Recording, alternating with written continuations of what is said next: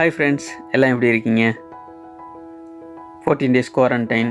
அதில் 10வது நாள் நம்ம வீட்டிலே கொரோனா டெஸ்ட் எடுக்கணும்.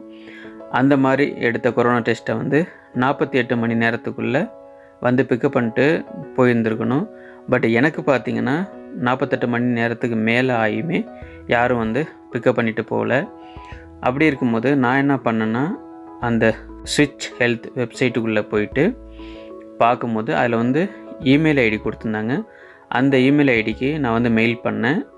இது மாதிரி என்னோடய டெஸ்ட்டு இன்னும் யாரும் பிக்கப் பண்ணிட்டு போகல அப்படின்னு மெயில் பண்ணும்போது எனக்கு ரிப்ளை பண்ணியிருந்தாங்க ஒரு ஃபோன் நம்பர் கொடுத்து. அந்த ஃபோன் நம்பருக்கு நான் கால் பண்ணும்போது பார்த்திங்கன்னா யாருமே அட்டன் பண்ணல, வெயிட்டிங்லேயே இருந்துச்சு. மீண்டும் நான் அந்த வெப்சைட்டுக்குள்ளே போய் பார்க்கும்போது லைவ் சேட் ஆப்ஷன் இருந்துச்சு. அந்த லைவ் சாட் ஆப்ஷனில் போயிட்டு நான் மீண்டும் இதே கம்ப்ளைண்ட் நான் பண்ணும்போது அவங்க என்ன கொடுத்துருந்தாங்கன்னா, நிறைய அட்ரஸ் அனுப்பியிருந்தாங்க.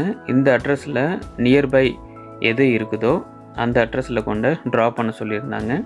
நம்ம ட்ராப் பண்ணதுக்கு முன்னாடி என்ன சொல்லியிருந்தாங்கன்னா, அதில் எல்லோ ஸ்டிக்கர் நம்ம ஒட்டியிருப்போம், பார்கோடு.